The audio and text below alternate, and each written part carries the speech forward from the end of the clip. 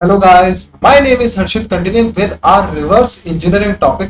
तो आज की वीडियो में हम थोड़ा सा लेवल अप करेंगे। अब जब हम रिवर्स इंजीनियरिंग में बात करते हैं लेवल अप की, तो अभी तक हमने जितनी करी वो बेसिक रिवर्स इंजीनियरिंग हम कर रहे थे। जब हम हार्ड की बात करते हैं तो क्या होता है, उसमें एंटी रिवर्सिंग टेक्निक्स आनी शुरू हो जाती है। ठीक है, क्योंकि आप कितनी भी हार्ड एक बाइनरी को अगर बनाओगे, ठीक है, उसमें आप कितनी भी हार्ड एल्गोरिदम बनाओ, रिवर्स हो सकती है। अगर आपको रिवर्स इंजीनियरिंग का काम हार्ड करना है, रिवर्स इंजीनियर का काम हार्ड करना है, तो आपको वहां पे फिर एंटी रिवर्सिंग टेक्निक्स लगानी पड़ती है। तो यहां से हम स्टार्ट करते थोड़ा थोड़ा करके कि एंटी रिवर्सिंग टेक्निक्स पढ़ें, ताकि आपको थोड़ा एडवांस लेवल की रिवर्सिंग भी आए। जितने ज्यादा अच्छे लेवल के आप बाइनरी को करोगे, उतनी ज्यादा उसमें एंटी रिवर्सिंग टेक्निक्स यूज हुई होती है। तो उनमें से ही सबसे इंट्रोडक्टरी, जो सबसे स्टार्टिंग वाली है, उसे हम कहते हैं कि कैसे हम लोग स्ट्रिप्ड बाइनरी जो हमारे को मिलती है, जिसमें से सिंबल्स हटा दिए जाते हैं, कैसे हम उसको रिवर्स इंजीनियर कर सकते हैं। तो वो आज हम इस वीडियो में देखेंगे। साथ ही साथ आज इस वीडियो में हमारा इंट्रोडक्शन होगा, किसमें जीडीबी का एक बहुत बढ़िया एक्सटेंशन है जो काफी ज्यादा फेमस है, जिसे हम कहते हैं पॉन डिबग। ठीक है, वो उसका एक्सटेंशन है, बहुत अच्छा, बहुत सारे फीचर्स ऐड ऑन कर देता है जीडीबी के अंदर, जो हमारा काम ज्यादा आसान कर देते हैं। रिवर्स इंजीनियरिंग और पॉनिंग के लिए, यानी कि बाइनरी एक्सप्लोरेशन के लिए मेन बना है, वो उसी काम के लिए बना है। तो बहुत सारे फीचर्स है जो हमारे काम के उसमें। तो चलते सीधा स्क्रीन के ऊपर और देखते हैं कि कैसे हम इसको रिवर्स इंजीनियर कर सकते हैं। तो जैसा हर बार हम लोग करते हैं वैसे ही सेम इस बार भी करेंगे। ठीक है, यहाँ पे हम क्या काम करते हैं, चले फंक्शनैलिटी देख लेते हैं कि फंक्शनैलिटी है क्या है, करती क्या है बाइनरी। हमारे पास है क्रैकमी 5। ठीक है, तो इसको रन करते हैं क्रैकमी 5 को। क्रैकमी 5 तो ये कह रही है बाइनरी, और उसके बाद आपको की देनी पड़ती है आर्ग्यूमेंट। ठीक है, तो इसको आर्ग्यूमेंट देना पड़ेगा 1 2 3 4 5 6 7 8, और यहाँ पे एंटर मारते हैं बैड सीरियल। तो इसका मतलब वही है कि सीरियल की जो है वो चेक कर रही है, और उसके बाद हमारे को प्रिंट कर रही है बैड सीरियल। और ऑब्वियसली मुझे जो लगता है कि अगर हम सही डालेंगे तो गुड सीरियल प्रिंट करेगी। बाकी तो हम स्ट्रिंग्स में देख सकते हैं क्या प्रिंट कर रही है। ठीक है, तो यहाँ पे मैं देख सकता हूँ क्रैकमी 5। ठीक है, क्रैकमी 5 यहाँ पे हम देते हैं और चेक करते हैं क्या क्या प्रिंट कर रही है। तो यहाँ पे आते हैं, सबसे पहले हमारे को वो वाला जो मैसेज था, जो आर्ग्यूमेंट ना देने में प्रिंट हो रहा था, वो दिखाया। उसके बाद यहाँ पे बैड सीरियल, गुड सीरियल, जो मैंने आपको कहा था यही हो रहा होगा, और बाकी सब तो वही जो सिंबल्स आते हैं बाइनरी के साथ, वो सब। तो आज की वीडियो में हम स्पेशली क्या देखने वाले हैं, ठीक है, हम बाइनरी रिवर्स करेंगे, रिवर्स इंजीनियरिंग करेंगे, लेकिन स्पेशली हमारा फोकस किस चीज पे रहेगा, किस टॉपिक पे रहेगा, how to deal with stripped binaries. ठीक है, अब जिन लोगों को नहीं पता स्ट्रिप्ड बाइनरीज क्या है, मैंने कहा था पहले ही, रिवर्स इंजीनियरिंग ऐसी चीज नहीं है जिसकी आप वीडियो स्किप करो। मैं पूरा लाइन वाइज लाइन आपको समझाते हुए चल रहा हूँ। मैं पहले ही समझा चुका हूँ स्ट्रिप्ड बाइनरीज क्या होती है, नॉन स्ट्रिप्ड बाइनरीज क्या होती है, ये सब मैं पहले क्लियर आउट कर चुका हूँ। प्लीज पहले उस वीडियो को देख लेना, मे भी ऊपर आपको लिंक मिल जाएगा। ठीक है, अब यहाँ पे देखो, मैंने आपको बताया था सिंबल्स होते हैं बाइनरी के अंदर। ठीक है, इंग्लिश के वर्ड जितने पढ़ सकता है जो डाले जाते हैं, सिंबल का एक पूरा टेबल होता है, उस टेबल के अंदर सिंबल्स लिखे रहते हैं। ठीक है, अब यहाँ पे जो बाइनरी बनती है सिंबल्स के हिसाब से अगर हम कैटेगराइज करें, ठीक है, सिंबल्स के हिसाब से कैटेगराइज कर रहा हूँ, 3 तरह की बाइनरी बनती है। एक होती है स्ट्रिप्ड, जिसके अंदर बिल्कुल ही कम होते हैं, ना के बराबर सिंबल्स डाले जाते हैं। फिर सेकंड नंबर पे आती है हमारी नॉर्मल बाइनरी, जिसके अंदर असेंशियल वाले तो होते ही होते हैं, कुछ ऑप्शनल सिंबल्स भी डाल दिए जाते हैं। ठीक है, उसके बाद आती है थर्ड वाली। थर्ड वाली के बारे में अभी तक हमने बात नहीं कर दी, पिछली वीडियो में थर्ड वाली मैंने नहीं बताई। थर्ड वाली आती है जिसमें हम डिबगिंग सिंबल्स डाल देते हैं। अब आप कहोगे ये क्या है, देखो इसमें क्या होता है, डिबगिंग सिंबल्स में आप ऐसे स्पेशल सिंबल्स डाल देते हो बाइनरी के अंदर जो डिबगिंग में मदद करते हैं। अगर फॉर एग्जांपल आपको कोई ऐसी बाइनरी बनानी जिसे आप चाहते हो रिवर्स इंजीनियर हो, इसे लोग रिवर्स इंजीनियर करें, तो आप उसमें डिबगिंग सिंबल्स ऐड कर सकते हो। इससे क्या फायदा होता है कि उसके अंदर उसका सोर्स कोड वगैरह सब कुछ चला जाता है, तो जो डिबग कर रहा होता है उसको काफी ज्यादा बेनिफिट होता है इससे। अब आपको जिन लोगों को समझ नहीं आ रहा है क्या होती है स्ट्रिप्ड, नॉन स्ट्रिप्ड, और ये सब मैं आपको करके दिखाता हूं, तो आपको क्लियर हो जाएगा इन तीनों में अंतर क्या होता है। और उसके बाद हम देखेंगे कि स्ट्रिप्ड बाइनरी के साथ कैसे डील करते हैं। आज हम एक स्ट्रिप्ड बाइनरी जो क्रैकमी 5 है, स्ट्रिप्ड बाइनरी है, इसको सॉल्व करेंगे, रिवर्स इंजीनियर करेंगे। ठीक है, क्रैकमी फाइल जो फाइल है उसकी सोर्स कोड के साथ आपको मेरे गिटहब पे मिल जाएगी, डाउनलोड कर लेना, नीचे डिस्क्रिप्शन में लिंक है। ठीक है, अब यहाँ पे हम आते हैं, फोल्डर बना लेते हैं यहाँ पे MKDIR, और यहाँ पे हम बना लेते हैं सिंबल्स। ठीक है, CD सिंबल्स में चलते हैं। उसके बाद मैं क्या काम करता हूं, जो कॉपी कर लेता हूं उसका सोर्स कोड है, उसको हम कंपाइल करेंगे 3 तरीके से, एक नॉर्मल फॉर्मेट में, एक डिबगिंग सिंबल्स के साथ, और एक स्ट्रिप्ड फॉर्मेट में। फिर तीनों में अंतर देखेंगे क्या अंतर आ रहा है। ठीक है, तो यहाँ पे मैं क्या काम करता हूँ, सबसे पहले मैं कॉपी कर लेता हूँ उसका सोर्स कोड, और यहाँ पे इसका सोर्स कोड है क्रैकमी5.c। ठीक है, इसको यहाँ पे कॉपी कर लेते हैं, एलएस करते हैं, हमारे पास आ गया। अब मैं इसको कंपाइल करूंगा जीसीसी की मदद से। सबसे पहले मैं नॉर्मल बाइनरी बनाऊंगा। ठीक है, तो वो कैसे बनेगी, क्रैकमी5.c -o क्रैकमी 5। ठीक है, ये नाम से, और यहाँ पे आपका ऑप्शन दे देना डैश नो PIE। इसके बारे में अभी हम PIE के बारे में नहीं बात करेंगे, पोजीशन इंडिपेंडेंट कोड अभी आगे चल के देखेंगे, अगर जरूरत पड़ेगी तो मैं बताऊंगा, ठीक है। वरना ज्यादातर ये हमारी रिवर्स इंजीनियरिंग में उतना फोकस वाली चीज कोई ऐसी नहीं है। बाइनरी एक्सप्लॉइटेशन में जाओगे तो वहां पे आपको जरूरत पड़ेगी, क्योंकि ये प्रोटेक्शन है बाइनरी एक्सप्लॉइटेशन से बचने का, ठीक है। PIE तो ये प्रोटेक्शन होती है, तो अभी हमारे काम की नहीं रिवर्स इंजीनियरिंग में, ठीक है। तो यहाँ मैं क्या काम करता हूँ, एक बाइनरी बना लेता हूँ। यहाँ पे एक बाइनरी बन गई नॉर्मल वाली, ठीक है। अब मैं क्या काम करता हूँ, सेम कमांड रखूंगा लेकिन इसमें कुछ चेंज कर दूंगा। ये वाली क्या हो जाएगी स्क्रिप्ट, तो इसमें -S लगा दूंगा, ये स्क्रिप्ट है, तो इसके अंदर से ये ज्यादातर सिंबल्स निकाल देगा सारे, ठीक है। और इसका नाम क्या रखेंगे, यहाँ पे हम अंडरस्कोर स्क्रिप्ट दे देते हैं, ठीक है। अब मैं यहाँ पे एंटर मारता हूँ, ये भी तैयार हो गए। अब एक लास्ट बचती है जिसमें डिबगिंग सिंबल्स, और ज्यादा सिंबल्स ऐड हो जाएंगे इसमें, ठीक है। तो वो कैसे बनती है, यहाँ पे हम इसका नाम रख देते हैं डिबगिंग या डिबग रख देते हैं इसका नाम। और यहाँ पे ऑप्शन आ जाएगा -G, और यहाँ पे आपको GDB देना पड़ता है कि GDB के लिए इसको तैयार कर दो, ठीक है। GDB के लिए इसमें सिंबल्स ऐड कर दो, ठीक है। तो जिसका GCC है, जिन्होंने कंपाइलर बनाया उन्हीं का GDB है, GNU, ठीक है, उन्हीं का है। जिन्होंने ये लिनक्स भी बनाया है उन्हीं का लिनक्स भी है, उन्हीं का GCC भी है, उन्हीं का GDB भी है, सब एक ही है, ठीक है। तो यहाँ एंटर मारते हैं, और यहाँ पे इसने कहा GDB आपको साथ देना पड़ता है, सॉरी ऑप्शन है यहाँ पे -G GDB ऐसे देना पड़ता है, ठीक है, विदाउट स्पेस के साथ। अब यहाँ पे तैयार हो गया बिल्कुल। LS करोगे, यहाँ पे 3 बाइनरी आपको मिलेगी, नॉर्मल, क्रैकमी, उसके बाद आता है क्रैकमी 5 डिबग्ड और क्रैकमी 5 स्ट्रिप्ड।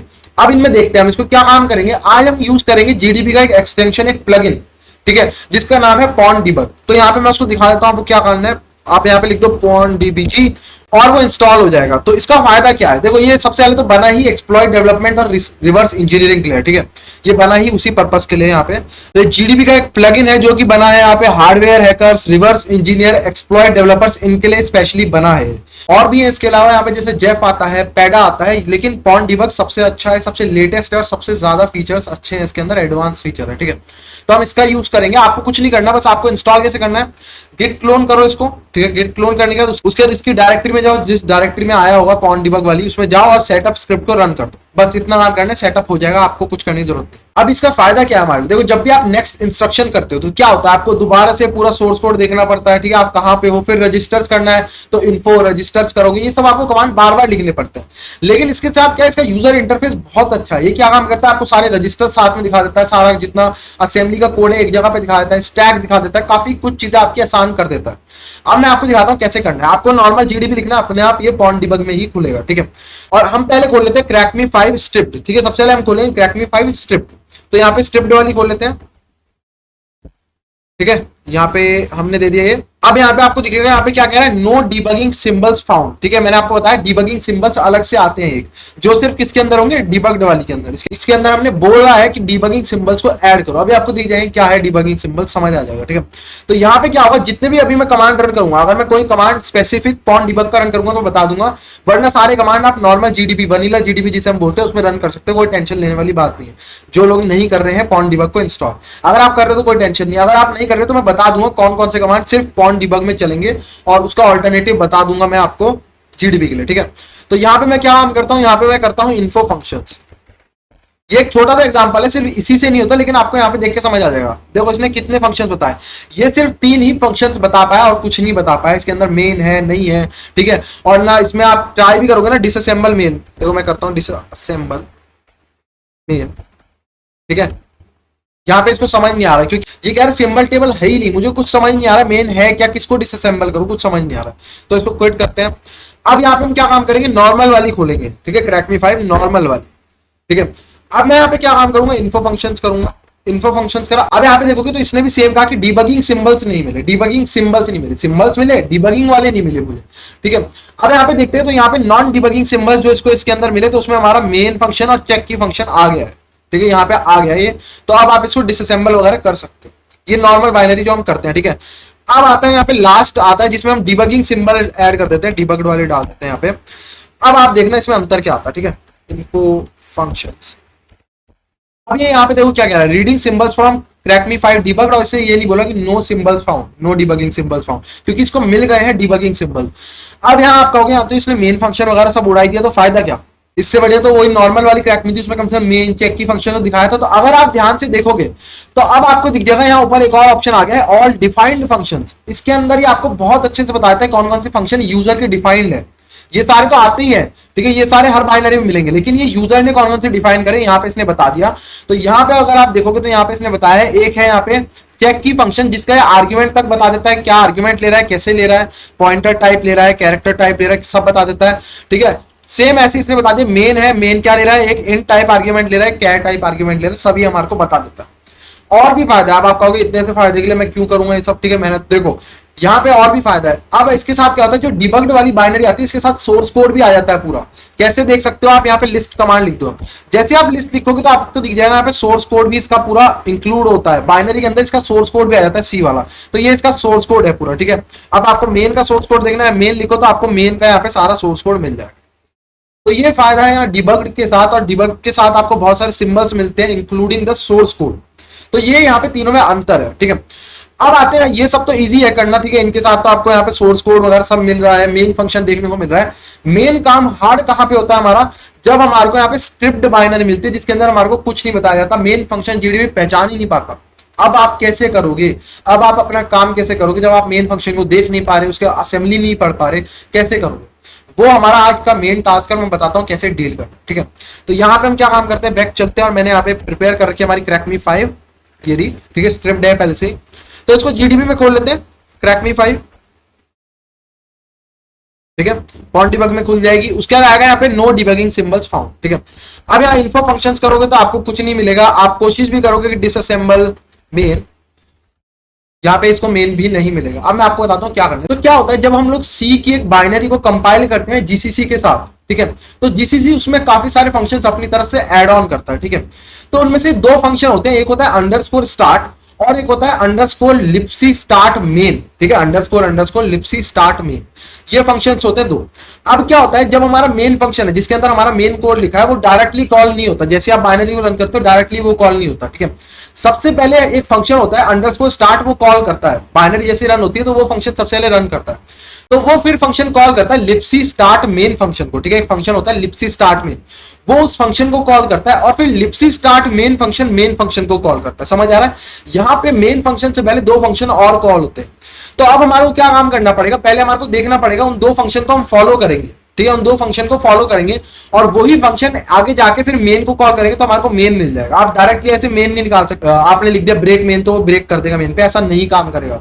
अब आपको यहाँ पे फॉलो करनी पड़ेगी दो इंस्ट्रक्शन, सबसे पहले अंडरस्कोर स्टार्ट, फिर अंडरस्कोर स्टार्ट क्या होता है, लिप्सी स्टार्ट मेन को कॉल करता है, लिप्सी स्टार्ट मेन फंक्शन को कॉल करता है बाइनरी को। अब समझ आया कैसे काम करते हैं। यहाँ पे बैकग्राउंड में बहुत कुछ चल रहा होता है, जो आप सोचते हो कि आपने इतना काम कर दिया, एक मेन फंक्शन बना दिया और डायरेक्टली रन हो जाएगा, उससे पहले बहुत कुछ हो रहा होता है एक बाइनरी के अंदर, उसके बाद बहुत कुछ होता है एक बाइनरी के अंदर, ठीक है। तो वो सब अभी हमारे आउट ऑफ स्कोप है, अभी हम उसको नहीं समझेंगे, लेकिन जो स्कोप में अंडरस्कोर स्टार्ट, लिप्सी स्टार्ट मेन, ये सब हमारे को समझने पड़ेंगे, तो मैं आपको दिखाता हूँ। तो सबसे पहले हमारे को अंडरस्कोर स्टार्ट फंक्शन का एड्रेस निकालना पड़ेगा। तो आप कैसे निकालोगे उसको, तो उसको निकालने के दो तरीके हैं। सबसे पहला तरीका आप यहाँ पे लिख दो इन्फो फाइल्स, ठीक है, इन्फो फाइल्स। तो ये हमारे को यहाँ पे पता क्या करता है, जीडीबी सारे हमारे को वो दिखा देता है कि इसके क्या क्या सेक्शंस है इस बाइनरी के अंदर। सेक्शंस तो समझते हो, मैंने आपको बता रखा है, dot data, dot BSS, dot text हो गया, और बहुत सारे और सेक्शंस होते हैं। अब मुझे ये बताओ कि अगर अंडरस्कोर स्टार्ट एक फंक्शन है, यानी उसके अंदर कोड लिखा है, एग्जीक्यूटेबल कोड, तो किस सेक्शन के अंदर आएगा? ये आपको पता है, आपने असेंबली में प्रोग्रामिंग करी है, वो किस सेक्शन के अंदर आएगा? ऑब्वियसली वो टेक्स्ट सेक्शन के अंदर आएगा, है ना, टेक्स्ट सेक्शन के अंदर आएगा। तो टेक्स्ट सेक्शन के अंदर यहाँ पे आपको दिखेगा ये वाला जो स्टार्टिंग एड्रेस है टेक्स्ट सेक्शन के अंदर, ये अंडरस्कोर स्टार्ट का एड्रेस है, ठीक है। ये अंडरस्कोर स्टार्ट फंक्शन यहाँ से स्टार्ट हो रहा होगा, क्योंकि वो सबसे स्टार्टिंग फंक्शन होता है, ठीक है। जब बाइनरी रन करते हैं सबसे स्टार्टिंग में वही कोड होता है, तो वो यहीं से स्टार्ट हो रहा होगा, डायरेक्ट इस एड्रेस से जहां से डॉट टेक्स्ट सेक्शन स्टार्ट हो रहा है। और आप ऊपर भी पढ़ सकते हो, यहाँ पे लिखा रहता है एंट्री पॉइंट कहाँ पे, यही वाला एड्रेस दिया हुआ। इस प्रोग्राम का एंट्री पॉइंट कहाँ से ये प्रोग्राम एग्जीक्यूट होना स्टार्ट होगा, तो वो इस एड्रेस से स्टार्ट होगा, ठीक है। यहाँ पे आप देख सकते हो ये वाले एड्रेस, समझ गए। तो आप इस एड्रेस पे आप ब्रेक लगा सकते हो, ब्रेक पॉइंट यहाँ पे इस एड्रेस पे ऐसे करके, ठीक है। या फिर इसका एक शॉर्ट वर्जन होता है जो जीडीबी हमारे को प्रोवाइड करता है, उसमें आप सीधा यहाँ पे लिख सकते हो स्टार्ट, सीधे स्टार्ट लिखो तो अपने आप आपको अंडरस्कोर स्टार्ट फंक्शन पे ले जाता है, ठीक है। तो मैं यहाँ पे लिखता हूँ स्टार्ट, तो ये ऑटोमेटिकली हमारे को अंडरस्कोर स्टार्ट फंक्शन यानी उसी एड्रेस पे ले जाएगा जो अभी हमने देखा, एंट्री पॉइंट जो हमने देखा ना इन्फो फाइल्स के अंदर, डॉट टेक्स्ट सेक्शन का एड्रेस, वो यही वाला एड्रेस था, तो उसी पे ले आएगा ऑटोमेटिकली। आप स्टार्ट लिखोगे, अब हम स्टार्ट फंक्शन के अंदर आ गए, ठीक है। अगर आप इसे यहाँ पे लिखोगे इस फंक्शन को मुझे डिसअसेंबल करके दिखाओगे, तो ये नहीं करके दिखा पाएगा आपको, ठीक है। जीडीबी कहेगा मुझे समझ ही नहीं आ रहा, ये फंक्शन है ही नहीं, उसको तो लग रहा है फंक्शन नहीं, क्योंकि इसके अंदर कोई सिंबल्स नहीं है, तो उसको पता ही नहीं चल रहा है फंक्शन है भी या नहीं, तो वो डिसअसेंबल नहीं करेगा। डिसअसेंबल एक फंक्शन को डिसअसेंबल करता है। तो अब हम इसका कोड कैसे देखें? वैसे तो आपको यहाँ पे पॉइंट डिबग दिखा रहा है, लेकिन ये छोटा दिखा रहा है, हमारे को पूरा एक साथ देखना है, तो आप कैसे देख सकते हो? ठीक है, तो यहाँ पे उसके लिए देखो, यहाँ पे वैसे मैं दिखा देता हूँ एक बार, पॉइंट डिबग का आपको दे देता हूँ यहाँ पे जनरल ओवरव्यू। देखो यहाँ पे कितना बढ़िया से हमारे को दिखाया था, सारे रजिस्टर्स हमारे को यहाँ पे वैल्यू दिखाया था, तो आपको बार बार रजिस्टर्स देखने की जरूरत नहीं है। ठीक है, उसके बाद आपको यहाँ पे नीचे डिसअसेंबली दिख जाती है, उसके बाद आपको यहाँ पे नीचे स्टैक मिल जाता है, और उसके बाद आपको यहाँ पे बैकट्रेस मिल जाता है। बैकट्रेस भी हमारे काम करनी है, बस बैकट्रेस ये मान के चलो, ये हमारे को बताता है कि हम कौन कौन से फंक्शन को कॉल कर रहे हैं। ये बस फंक्शन नोट करता है किस किस फंक्शन के अंदर हम जाते जा रहे हैं, ये हमारे को ये बताता रहता है कि आप अभी इस फंक्शन में गए, इस फंक्शन से इसके अंदर गए, इस फंक्शन से इसके अंदर गए, ऐसे हमारे को बताता रहता है, ताकि हमारे को एक ओवरव्यू मिलता है किस फंक्शन के अंदर। ठीक है, ऐसे बताता रहता है। तो अब यहाँ हमारे को समझ आ गया हम यहाँ पे हैं। ठीक है, तो अब मेरे को अगर इसको देखना है, तो यहाँ पे इसको देखने के दो तरीके हैं। ठीक है, सबसे पहला जो जीडीबी वाला तरीका है वो दिखाता हूँ, फिर एक पॉइंट डिबग का अपना तरीका है। ठीक है, तो यहाँ जीडीबी वाला तरीका देख लेते हैं। देखो, किसी चीज को हमारे को देखना होता था जीडीबी के अंदर, हम कैसे देखते थे? स्ट्रिंग को देखना होता था या कुछ ऐसे देखना होता था, हम कैसे देखते थे? मैंने आपको एक कमांड बताया था, एक्स एग्जामिन। ठीक है, तो आपको यहाँ पे देना पड़ता है एक्स, उसके बाद आता है यहाँ पे फॉरवर्ड स्लैश, और उसके बाद आता है आपको कितनी वैल्यू देखनी है, यानी कितने इंस्ट्रक्शंस देखने हैं। यहाँ पे जैसे यहाँ पे 10-12 ही हैं जितने लिखे हैं, आपको कितने लिखे हैं यहाँ पे आपको लिखना पड़ता है। मान लो मेरे को 30 इंस्ट्रक्शन देखने हैं इस फंक्शन के अंदर के, 30 इंस्ट्रक्शन मुझे दिखाओ, तो मैं लिख दूंगा 30। और मुझे क्या देखने हैं? मुझे स्ट्रिंग देखना है तो एस दूंगा, मुझे हेक्स देखना है तो मैं एक्स दूंगा, मुझे इंस्ट्रक्शन देखना है तो मैं आई दूंगा। तो मुझे क्या देखना है? या मुझे एड्रेस देखना है तो ए दूंगा। मुझे इंस्ट्रक्शंस देखने की आगे के 30 इंस्ट्रक्शंस दिखाओ क्या है इस फंक्शन के अंदर। ठीक है, और उसके बाद अब आप इसे दे सकते हो यहाँ पे किसके इंस्ट्रक्शन देखने, इस एड्रेस के, तो यहाँ पे एड्रेस दे सकते हो। या फिर एक बढ़िया सी ट्रिक मैं आपको बताता हूँ, आप यहाँ पे क्या काम कर सकते हो, यहाँ पे आप $RIP लिख सकते हो, यानी कि RIP रजिस्टर। RIP सब लोगों को पता होगा मेरे ख्याल से, इतना कॉमन तो पता होगा कि RIP पॉइंट करता है जिसको हम अभी एग्जीक्यूट करने वाले हैं, हम इसको एग्जीक्यूट करने वाले हैं, हम इस पे आ चुके हैं। ठीक है, तो RIP भी इसका एड्रेस होल्ड कर रहा होगा, फिर अगर इस पे आ जाएंगे तो RIP में इसका एड्रेस होगा, तो RIP भी सेम बात है। आप चाहिए तो RIP दो, बात एक है। तो आप यहाँ पे अगर किसी रजिस्टर का नाम देना चाहते हो तो आपको उससे पहले डॉलर लिखना पड़ता है, जीडीबी के अंदर ये रूल है। ठीक है, तो आपको ऐसे देना पड़ता है $RIP। ठीक है, ऐसे देता हूं, तो अब आपको यहाँ पे दिखा देगा सारे इंस्ट्रक्शन, यहाँ पे इसने दिखा दी कि क्या है इसके इंस्ट्रक्शन। ठीक है, ये सब यहाँ पे इसने हमारे को दिखा दिया। जिन लोगों को यहाँ पे पढ़ने का शौक है असेंबली पढ़ सकते हैं, लेकिन हमारे किसी काम का नहीं है। ठीक है, हमारे किसी काम का नहीं है, बस हमारे को ये देखना है कि ये लिपसी स्टार्ट मेन को कॉल करेगा, फिर लिपसी स्टार्ट मेन को कॉल करेगा जहां पे हमारे को जाना है। ठीक है, तो अब यहाँ पे मैं क्या काम करूंगा, नेक्स्ट इंस्ट्रक्शन करूंगा NI। ठीक है, NI करूंगा तो अब ये ऑटोमेटिकली मुझे बताता रहता है पॉइंट डिबग कि आप किस लाइन पे आ गए। तो यहाँ पे मैं ऐसे NI करता रहूंगा, आपको दिखेगा बहुत अच्छे से दिखाता है। ठीक है, और रजिस्टर की वैल्यू भी ऑटोमेटिकली चेंज होती रहेगी। तो यहाँ NI। ठीक है, अब हम यहाँ पे आ चुके हैं। अब ये दिखा रहा है कि आप लिपसी स्टार्ट मेन को कॉल कर रहे हो, हमारे को इसी के अंदर जाना है। ठीक है, underscore libc underscore start underscore main, ये फंक्शन है। ठीक है, और यही फंक्शन फिर बाद में मेन को कॉल करता है। समझ गए? तो अब मेरे को इसी फंक्शन के अंदर जाना है। अब यहाँ पे मैं एक और स्मॉल ट्रिक बता देता हूँ आपको, जो आपका काम काफी आसान करती है। देखो, जो अंडरस्कोर स्टार्ट फंक्शन है ना, ये जब इसको कॉल करता है तो इसको कुछ आर्ग्यूमेंट भी पास करने पड़ते हैं। ठीक है, इसको आर्ग्यूमेंट भी पास करने पड़ते हैं, तो अलग अलग आर्ग्यूमेंट पास करता है। लेकिन हमारे लिए एक आर्ग्यूमेंट बहुत इंटरेस्टिंग है, पता है कौन सा? आरडीआई के अंदर सबसे पहला आर्ग्यूमेंट जाता है। तो लिपसी स्टार्ट मेन जो फंक्शन है, ये पहला आर्ग्यूमेंट में पता है क्या मांगता है? मेन फंक्शन का एड्रेस मांगता है। जो बाइनरी का मेन फंक्शन है उसका एड्रेस मांगता है। ठीक है, ये वाला जो फंक्शन है ये मेन फंक्शन का एड्रेस मांगता है आरडीआई रजिस्टर के अंदर। तो अगर मैं आरडीआई की वैल्यू चेक करूं, ये वाली वैल्यू, तो ये मेन फंक्शन का एड्रेस मैंने वैसे ही निकाल दिया। आपको इसके अंदर जाने की जरूरत भी नहीं है, आप डायरेक्ट यहां से भी ले सकते हो। अभी के लिए मैं आपको यहाँ पे कॉपी कर लेता हूँ उसको भी, लेकिन हम इसके अंदर भी जाके देख लेते हैं लिपसी स्टार्ट मेन के अंदर। मैं आपको दोनों तरीके बता रहा हूँ। आप डायरेक्ट यहाँ पे कॉल से पहले आरडीआई की वैल्यू देख लो। ठीक है, कॉल से पहले आरडीआई की वैल्यू देख लो, और उसके बाद आप यहाँ पे ब्रेक पॉइंट लगा दो और कंटिन्यू कर दो। ब्रेक पॉइंट लगाओ इस एड्रेस पे, ठीक है, और यहाँ पे कंटिन्यू कर दोगे डायरेक्ट मेन फंक्शन पे पहुंच जाएगा। और मैं आपको दूसरा तरीका भी बता देता हूँ कि लिपसी स्टार्ट मेन में अगर आप पहुंच चुके तो वहां से मेन में कैसे जाना है। ठीक है, तो अब इसके अंदर चलते हैं, स्टेप करते हैं इसके अंदर, स्टेप इनटू इस फंक्शन के अंदर आ गए हम लिपसी स्टार्ट मेन। अब यहाँ पे एनआई करते हो, एक जगह पे आपको क्या मिलेगा यहाँ पे? Call RAX। ठीक है, एक ही जगह मिलेगा कॉल RAX, और वो RAX के अंदर यहाँ पे मेन फंक्शन का एड्रेस होता है। तो यहाँ एनआई करते रहते, काफी बाद में आएगा वो।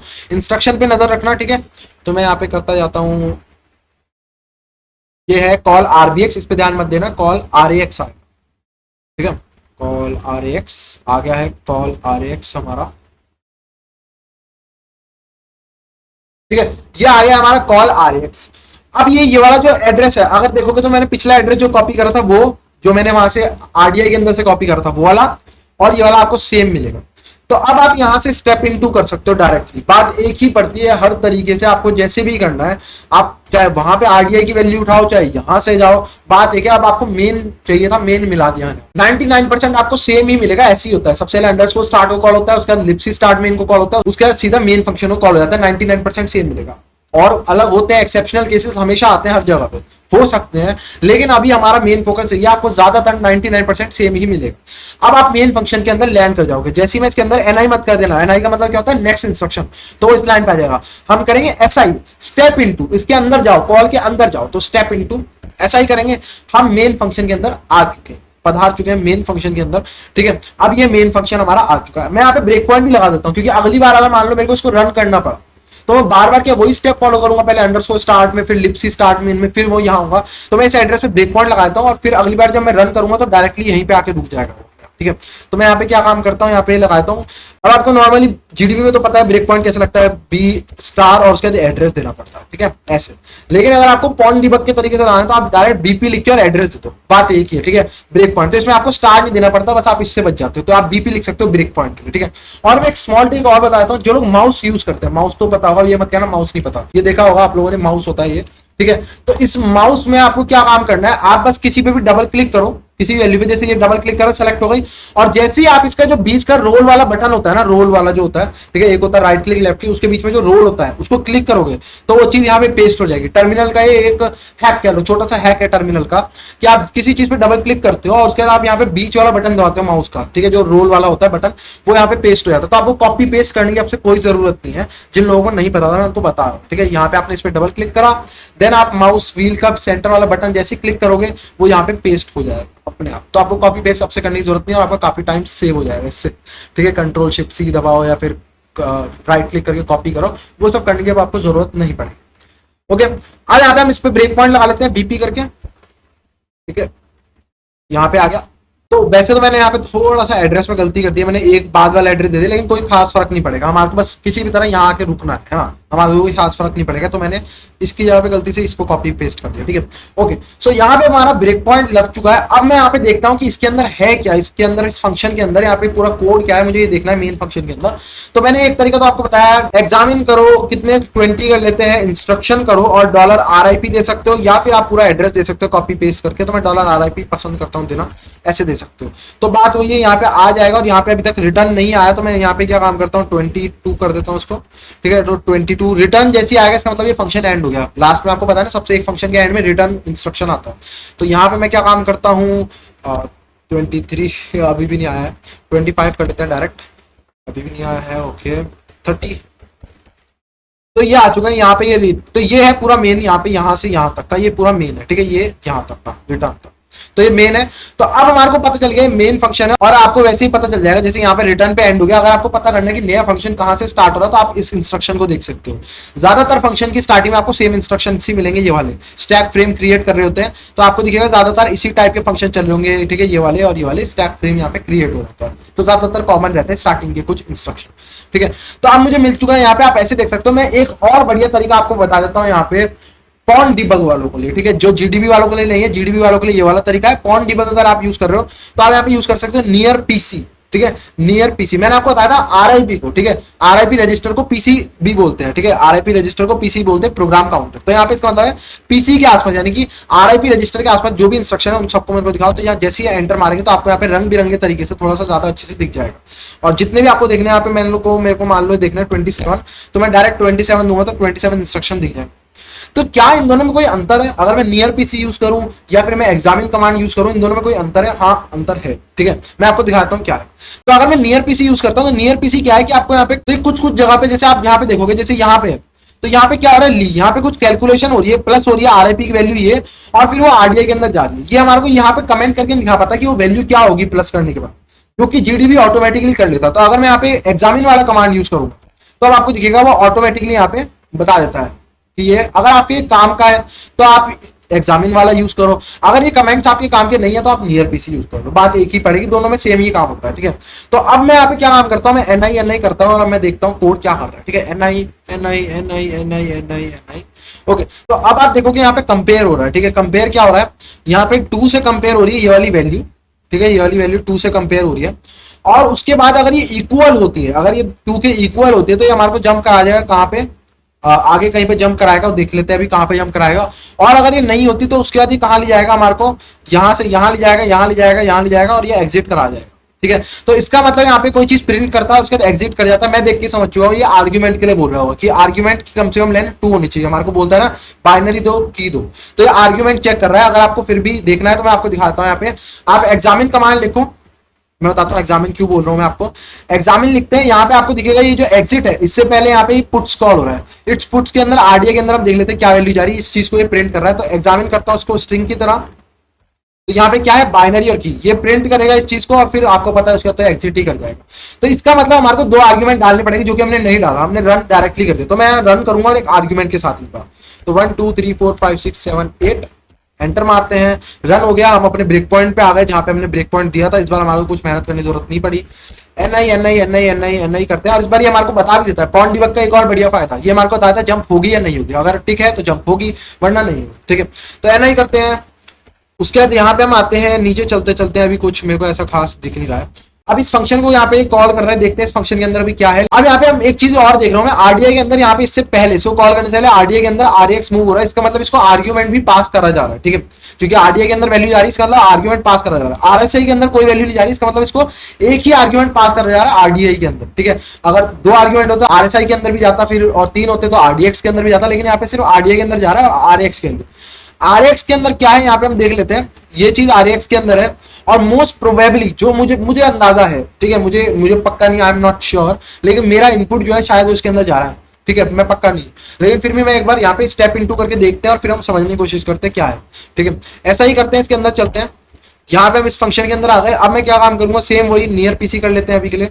और ठीक है, नियर पीसी यहाँ पे हम देखते हैं क्या हो रहा है।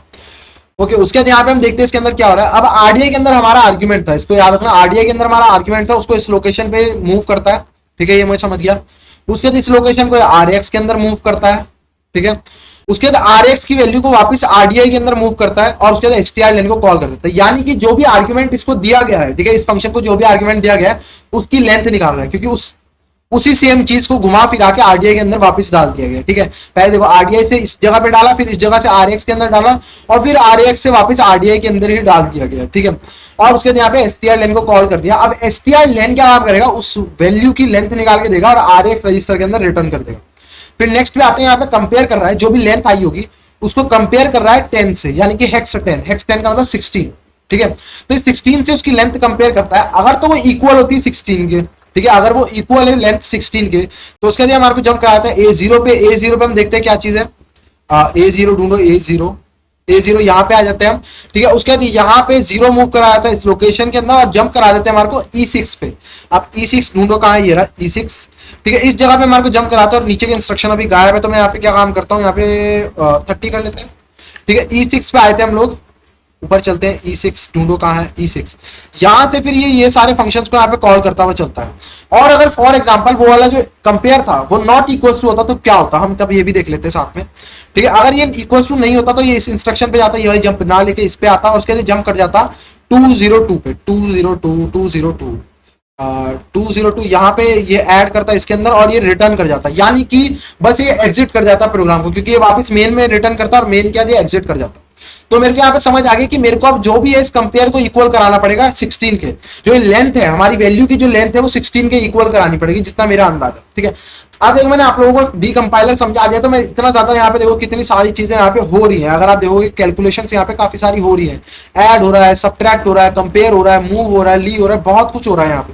ठीक है, तो अगर मेरे को इसको अच्छे से समझना है, कम टाइम के अंदर समझना है, तो मैं क्या काम करूंगा, मैं सीधे सीधा डीकंपाइलर खोल लूंगा। मैं क्यों इतनी झकबाजी करूंगा असेंबली के अंदर, ऐसा नहीं मैं असेंबली से भाग रहा हूँ, लेकिन अगर आप वहां पे समझ सकते हो डीकंपाइलर आपके पास ऑप्शन है तो डीकंपाइलर का यूज करो, कोई ऐसा टेंशन लेने वाली बात नहीं है। ठीक है, तो उससे क्या होगा, अगर आप डीकंपाइलर का एक बार कोड देख लोगे तो आपको असेंबली भी समझ आनी शुरू हो जाएगी, असेंबली कर क्या रही है, आपको एक क्लियर हो जाएगा। ठीक है, तो मैं यहाँ पे गीड्रा खोल लेता हूँ, सीधा सीधा इस बाइनरी को गीड्रा के अंदर खोल लेता हूँ और फिर हम देखते हैं गीड्रा में क्या हो रहा है। ठीक है, इजिली हमारे को समझ आ जाएगा। अब मैं गीड्रा वाली बाइनरी के अंदर आ गया हूँ, यहाँ पे आपको एलएस करना है और यहाँ पे गीड्रा को रन करते हो। ठीक है, गीड्रा रन, यहाँ पे गीड्रा को रन करते हैं। ठीक है, तो गीड्रा हमारा खुल गया है। ठीक है, यहाँ पे वही है हमारा जो पिछला वाला प्रोजेक्ट खुला हुआ था वही यहाँ पे है। तो यहाँ पे मैं क्या काम करूंगा, इंपोर्ट फाइल। ठीक है, और उसके बाद क्रैकमी 5 को इस बार इंपोर्ट कर लेंगे। ठीक है, select file to import. Okay होने देते हैं इसको, यहाँ पे थोड़ा सा इंपोर्ट होने देते हैं, ओके करते हैं यहाँ पे, ठीक है। और एनिमेशन काफी अच्छे डाले हैं, ठीक है। ओके क्रैक मी 5 हमारी आ चुकी है यहाँ पे, ठीक है। यहाँ पे करते हैं डबल क्लिक इस पे करेंगे, या फिर आप इसको ड्रैग करके ड्रैगन पे ले आ सकते हो डीकंपाइलर के लिए, ठीक है। और इसको ड्रैग करके इस बग पे ले आओगे तो डिबगिंग मोड में खुल जाएगा, ठीक है, यानी कि इसके डिबगर के साथ खुल जाएगा गिड्रा के, तो वो भी आप कर सकते हो, जो कि अच्छा नहीं है बिल्कुल, ठीक है। तो हमारा जो कोड ब्राउजर है वो खुल गया है यहाँ पे, ठीक है। यस करते हैं, ये कह रहा है एनालाइज कर ले, यस कर लो, एनालाइज कर लो इस फाइल को, एनालाइज, ठीक है। और होने देते हैं इसको एनालाइज, थोड़ा सा एनालाइज हो चुका है। अब मेरे को ऐसा लग रहा है कि काफी लोग सोच रहे होंगे भाई हमारा तो व्हाइट आता है, आपका यहाँ पे ब्लैक कैसे आ रहा है। तो मैंने इसका एक प्लगइन यूज करा है, जो कि अभी मैं नहीं बताऊंगा, ठीक है, क्योंकि काफी ज्यादा टाइम लग जाएगा अभी इस बारे में नहीं। अभी गिड्रा पे नए हो तो आप उस पर ध्यान दो। यहाँ पे क्या था, पढ़ने में थोड़ी सी दिक्कत लग रही थी, व्हाइट बैकग्राउंड लाइट कलर का फॉन्ट, तो मेरे को पढ़ने में थोड़ी दिक्कत होती है, और वीडियो में खासकर आप लोगों को कम दिखाई देता है, उसमें मतलब ढंग से समझ नहीं आता, इस चक्कर में मेरे को ब्लैक करना पड़ा, ठीक है। तो यहाँ पे ब्लैक है तो आपको कोड अब ज्यादा अच्छे से थोड़ा दिख जाएगा, ठीक है। अब मैं यहाँ पे क्या काम करता हूँ, यहाँ पे आप फंक्शंस पे जाओगे, फंक्शंस को खोल लो। अब आपको दिखेगा यहाँ पे कोई मेन फंक्शन वगैरह ये गिड्रा भी नहीं पहचान पाएगा, क्योंकि स्ट्रिप्ड बाइनरी। तो अब आप कैसे पहचान सकते हो कि कौन सा मेन फंक्शन है? देखो इसका एक सिंपल सा तरीका है, वैसे तो बहुत सारे तरीके हैं, अभी के लिए हम सिंपल वाले तरीके में देखेंगे, आगे चल के और दूसरे तरीके भी दिखा दूंगा। आप सब पे क्लिक करके देख लो, आपको मेन फंक्शन अलग ही दिख जाएगा, ठीक है। तो यहाँ पे मैं पहले इस पे क्लिक करता हूँ, ये तो नहीं होगा मेन, डायरेक्ट खाली रिटर्न है इसके अंदर।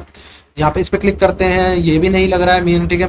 यहाँ पे क्लिक करते हैं, ये है मेन, मेरे को देख के पता चल गया, क्योंकि यहाँ पे प्रिंट हो रहा है, देखो बाइनरी की वही सब मेन वाला जो था, मेन फंक्शन किसी फंक्शन को कॉल कर रहा था, और यही हमारा प्रिंट कर रहा है गुड सीरियल है या बैड सीरियल, यही हमारे को पता लगा।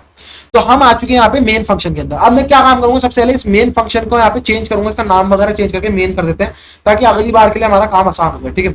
तो यहाँ पे मैं क्या काम करूंगा, एडिट फंक्शन सिग्नेचर। अब एडिट फंक्शन सिग्नेचर के अंदर आते हैं, तो एडिट फंक्शन सिग्नेचर क्या होता है, ये फंक्शन का सिग्नेचर है, जो आपने फंक्शन खोला उसका सिग्नेचर होता है, ये पूरा पहली लाइन जो होती है आपको दिख रही होगी यहाँ पे। फंक्शन सिग्नेचर का मतलब क्या होता है, मैं आपको समझाता हूँ। फंक्शन सिग्नेचर का मतलब क्या है, फंक्शन का नेम क्या है, वो किस टाइप की वैल्यू रिटर्न करेगा, यहाँ लिखा रहता है रिटर्न किस टाइप करेगा, और क्या क्या वैल्यू ले रहा है, किस टाइप की वैल्यू ले रहा है, आर्ग्यूमेंट्स में क्या क्या ले रहा है, ये यहाँ पे पूरा फंक्शन सिग्नेचर कहलाता है।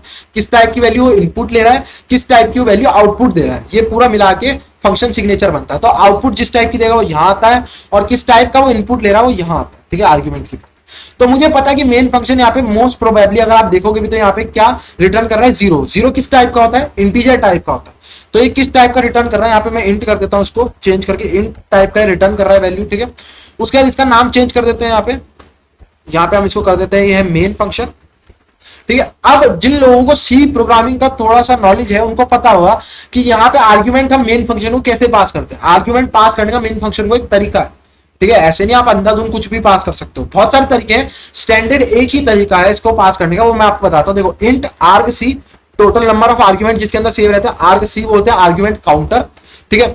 और उसके क्या देता है, एक यहाँ पे कैर, CHAR कैरेक्टर, यानी कि कैर टाइप का जो ये वैल्यू लेगा, यहाँ पे 2 स्टार देने पड़ते हैं, और यहाँ पे आ जाता है आर्ग वी, ठीक है। ये बात समझ गए। यहाँ पे क्या होता है, तो कभी भी आपसे आप मेन फंक्शन को डीकंपाइल करोगे तो उसकी सिग्नेचर को चेंज करके यही सेम वैल्यू करनी है। ऐसा नहीं है कि मैं आपको कुछ बता रहा हूँ कि सिर्फ इस बाइनरी के लिए, ये हर बाइनरी में आप कर देना। गिड्रा को वैसे तो ये ऑटोमेटिकली करना चाहिए था, लेकिन ये नहीं करता, ठीक है। ओपन सोर्स है, उतनी ज्यादा अच्छा नहीं होता, पैसे नहीं देने पड़ते आपको इसके लिए, तो ठीक है, थोड़ी बहुत कमियां सहन करनी पड़ती है। अगर आप आइडा वगैरह जो महंगे वाले हैं जिनका प्रो वर्जन खरीदते हो, वो अपने आप ऑटोमेटिकली एनालाइज कर लेते हैं। गिड्रा फ्री है तो थोड़ी लिमिटेशन तो रहती है।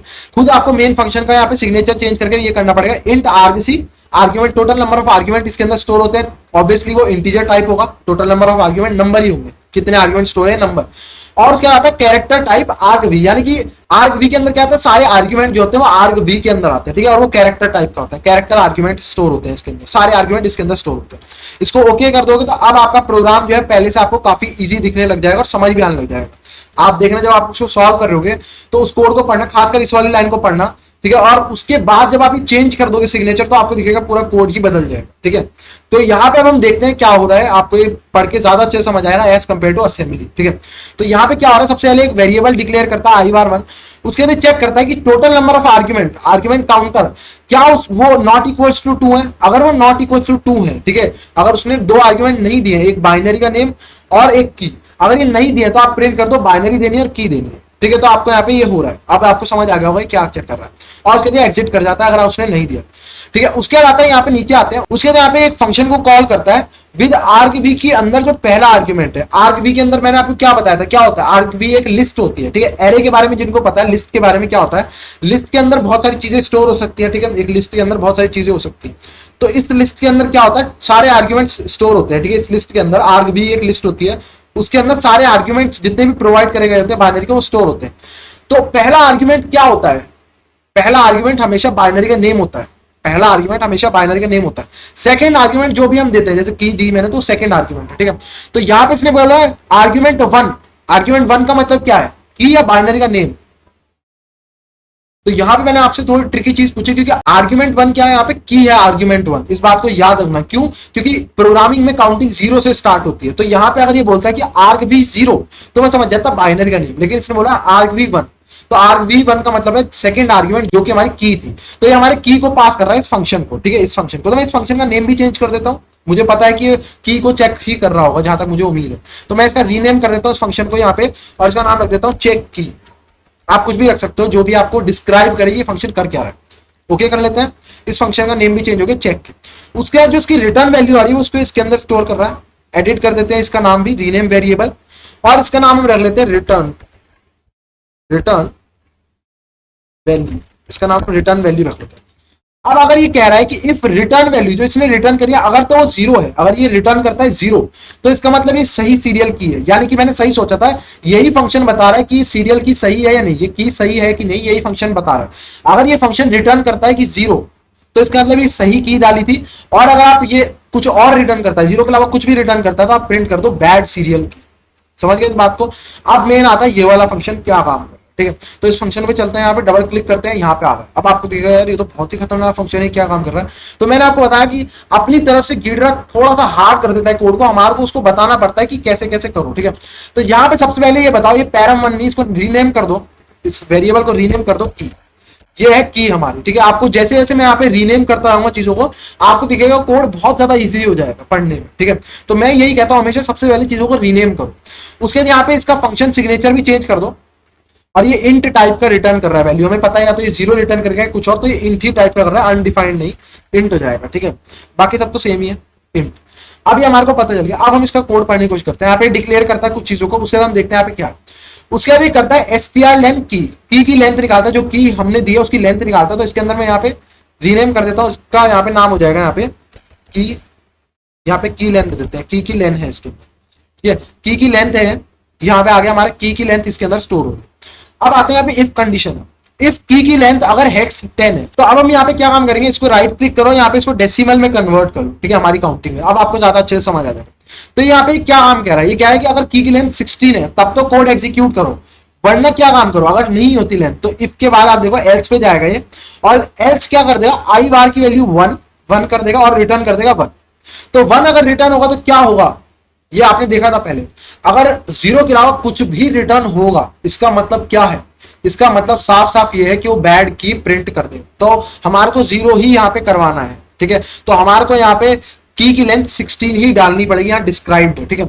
तो 16 लेंथ की हमारे को की डालनी पड़ेगी। और ये वाला जो फीचर है कि चेंज कर सकते हो आप ऑक्टल में, कैर में, ये अभी लेटेस्ट ही है, ठीक है। अभी लेटेस्ट चल रहा है 10.0.2, और ये वाला फीचर आया 10.0.1 के अंदर, ठीक है।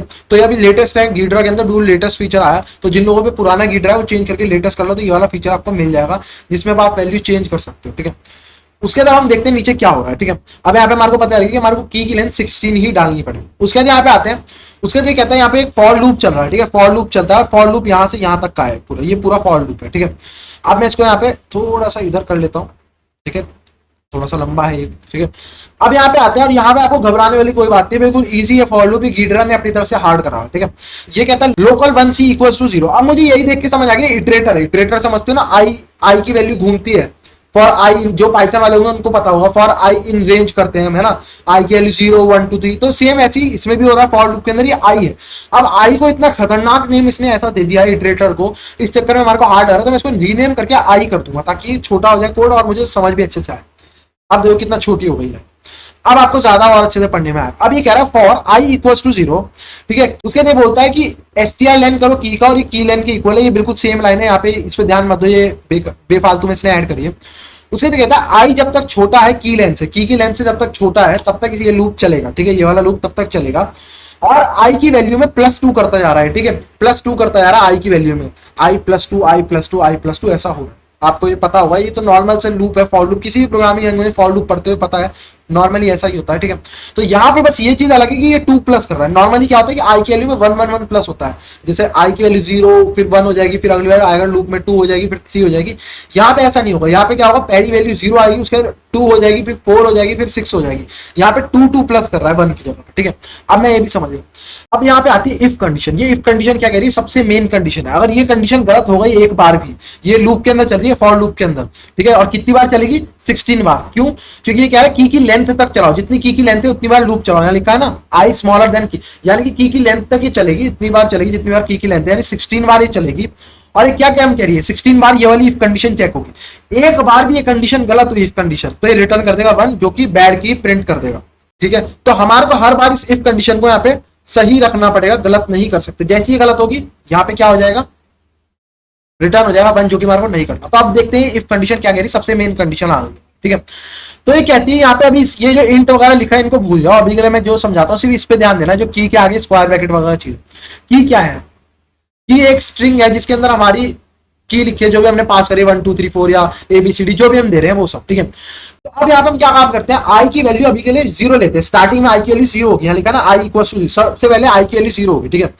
अब ये कहता है कि की के अंदर हमारी जो स्ट्रिंग है उसकी पहली वैल्यू है, स्क्वायर ब्रैकेट में 0 लिखा है, उसका पहला कैरेक्टर। तो हमने मान लो फॉर एग्जांपल की डाली 1 2 3 4 5 6 तक डाली, 1 2 3 4 5 6, ठीक है। तो मैंने डाली, तो ये कहता है कि उसका पहला कैरेक्टर यानी 0 नंबर आ गया, यहाँ पे आई की जगह पे 0 आ जाएगा। तो यहाँ पे क्या कह रहा है, की का पहला कैरेक्टर 0 नंबर का कैरेक्टर माइनस, ठीक है, माइनस करो किससे, उसके यहाँ इंट को जोड़ देना। की के अंदर यहाँ पे स्क्वायर ब्रैकेट में क्या लिखा, i+1, आई क्या था 0, ठीक है। तो आई की वैल्यू क्या हो जाएगी, i+1 1। तो ये कह रहा है की पहले कैरेक्टर, यानी कि की का सबसे पहला कैरेक्टर माइनस की का सेकंड कैरेक्टर कह रहा है, की का सबसे पहला कैरेक्टर माइनस की का सेकंड कैरेक्टर, ठीक है, वो अगर नॉट इक्वल्स टू होते हैं -1 के, अगर उन दोनों को माइनस करने के बाद -1 नहीं आता रिजल्ट, तो आप रिटर्न कर दो 1।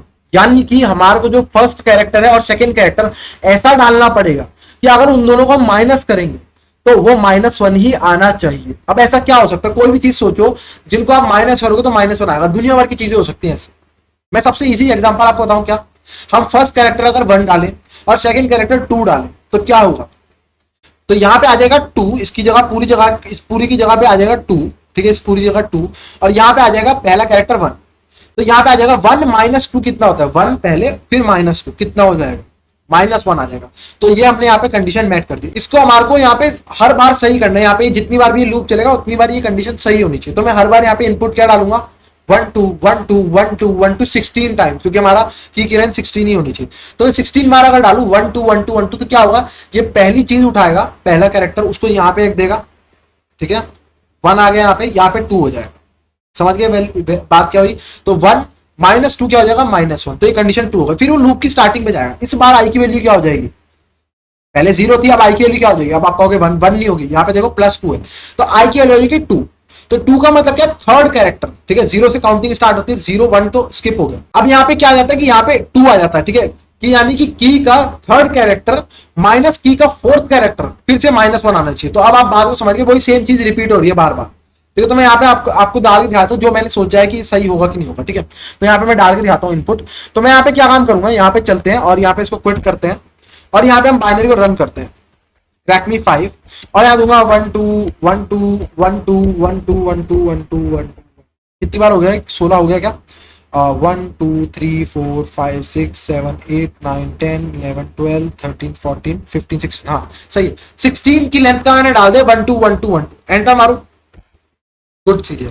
तो यहाँ पे क्या हुआ, इसने इसको 2 को माइनस करा 1 से, फिर दोबारा यहाँ पे फोर्थ कैरेक्टर को माइनस करेगा थर्ड कैरेक्टर से, फिर यहाँ पे क्या काम करेगा, सिक्स्थ कैरेक्टर को माइनस करेगा फिफ्थ कैरेक्टर से, फिर यहाँ पे क्या काम करेगा, यहाँ पे सेवंथ कैरेक्टर को माइनस करेगा सिक्स्थ कैरेक्टर से। समझ आ रहा है कैसे काम करेगा, और सिर्फ ये इसी पैटर्न पे काम नहीं करेगा, आप और भी वैल्यू सोच सकते हो, लाइक यहाँ पे सेम ऐसे ही काम करेगा। यहाँ पे अगर मैं देखूं क्रैक मी, कोई भी ऐसी वैल्यू सोचो जिसका रिजल्ट -1 आएगा, कुछ भी सोचो अपने मन, ठीक है। तो मैं यहाँ पे दे देता हूँ 3 4 3 4 3 4 3 4 3 4 3 4 3 4 3 4।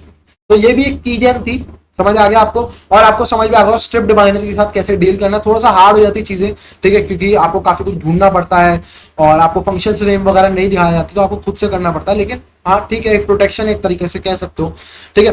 तो यहाँ पे आप इसके लिए छोटा सा पाइथन प्रोग्राम बना सकते हो कीजेन के लिए, जो कि मेरे हिसाब से काफी वीडियो लंबी हो गई है, मेरे को नहीं बनाना चाहिए, तो हम उसको स्किप करते हैं, ज्यादा जरूरी नहीं है, आप बना सकते हो, काफी ज्यादा इजी है। और मेरे दिमाग में बैठे बैठे एक और आइडिया मैं आपको दिखाता हूँ, ये भी काम करेगा वैसे, पता क्या, 1 2 3 4 5 6 7 8 9 भी काम करेगा, 1 2 3 4 5 6 7 8। अब ये कहोगे कैसे काम करेगा, माइनस करके देख लो, 2 - 1 कितना होगा, 2 - 1 कितना होगा, -1, 4 - 3 कितना होगा, -1, ठीक है, 6 - 7 कितना होगा, 6 - 7 -1, उसके बाद यहाँ पे क्या आएगा, उसके बाद 8 - 7 कितना होगा, -1, उसके बाद यहाँ पे 9 डालते तो दिक्कत आ जाती, क्योंकि 9 के बाद क्या आता है, कोई नहीं है, 10 तो आप डाल नहीं सकते, एक एक करके कैरेक्टर उठा रहा है, 10 2 कैरेक्टर का होता है, तो इसलिए मैंने यहाँ पे दोबारा 1 से स्टार्ट कर दिया, 2 - 1 करेगा फिर से, और अब तो मारोगे good serial. So I hope so कैसे स्ट्रिप्ड बाइनरीज के साथ डील करना है आपको समझ आया होगा, आपको पॉन डिबग अच्छा लगा होगा। So please like the video, subscribe the channel, thank you and good bye.